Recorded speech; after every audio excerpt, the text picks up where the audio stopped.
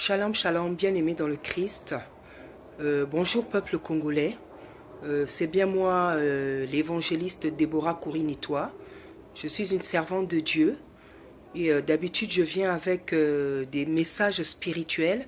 Mais ce matin, quand je me suis réveillée, le Saint-Esprit m'a dit de commencer à parler de certaines choses, donc qui révèlent d'un autre registre en fait. Voilà, et vous allez vous rendre compte des choses dont Dieu veut maintenant que je parle. Voilà. Donc tout à l'heure, je me suis adressé à la classe politique congolaise. Je me suis aussi adressé au corps professionnel de la santé. Là, je viens m'adresser au corps professionnel de la santé à Brazzaville. Donc aux maîtres d'école, aux professeurs de collège, aux professeurs de lycée, aux professeurs d'université.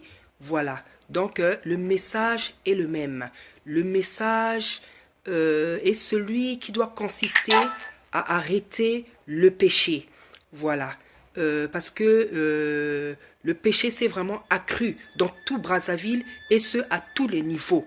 Et autant à l'hôpital général, on sacrifie, on tue les enfants, autant au niveau de l'enseignement, le vice consiste à coucher avec des jeunes demoiselles, des étudiantes, des collégiennes, des lycéennes, de ceux qui passent des examens à l'université et au cours élémentaire. Le vice consiste à violer des petits enfants.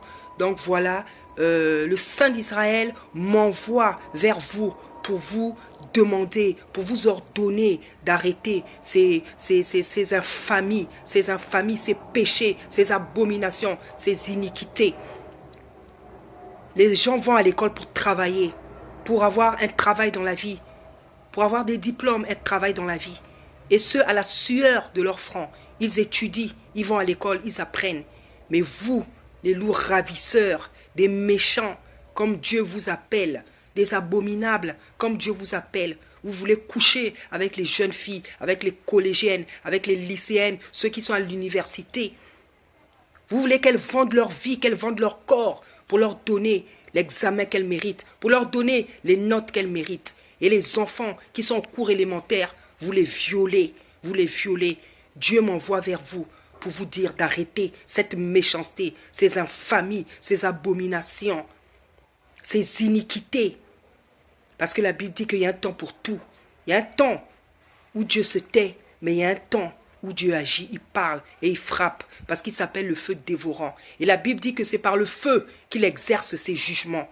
Donc je viens vers vous, de la part de l'Éternel, pour vous dire ceux qui ont l'habitude de faire ça, les professeurs qui ont l'habitude de coucher, d'exiger que des jeunes filles couchent avec eux, pour qu'elles passent en classe supérieure, pour qu'elles aient des examens, pour qu'elles aient des bonnes notes. Dieu m'envoie vers vous pour vous interdire ces abominations, d'arrêter ces péchés. Et pour vous, les pédophiles qui violaient les petits-enfants à l'école élémentaire, Dieu vous demande la même chose. Parce que le Saint d'Israël s'est levé à Brazzaville pour exercer maintenant un jugement sur toutes sortes de péchés qu'il va croiser devant sa route. Il y a un passage dans Ésaïe qui dit que Dieu n'a pas de problème avec personne. Il a dit qu'il n'a de problème avec personne. Et il a dit, mais s'il trouve des ronces et des épines sur son chemin, il va les combattre. À moins qu'on ait pour ami l'Éternel des armées. Voilà ce que dit ce passage. Dieu dit dans ce passage qu'il n'a aucun problème avec quelqu'un. Mais s'il croise sur son chemin des ronces et des épines, qui sont des mauvaises choses, il va les combattre avec toute sa force. À moins qu'on ait pour refuge le Saint d'Israël. Voilà ce que dit cette parole dans la Bible. Dieu te dit qu'il n'a pas de problème avec toi. Mais si dans ta vie, il trouve des ronces et des épines, c'est-à-dire des mauvaises œuvres, il va les combattre de toute sa force. À moins que, à partir d'aujourd'hui, tu te repentes, tu demandes pardon pour tous les péchés que tu as déjà commis jusqu'ici. Et qu'il devienne ton refuge au nom puissant de Jésus-Christ. Amen.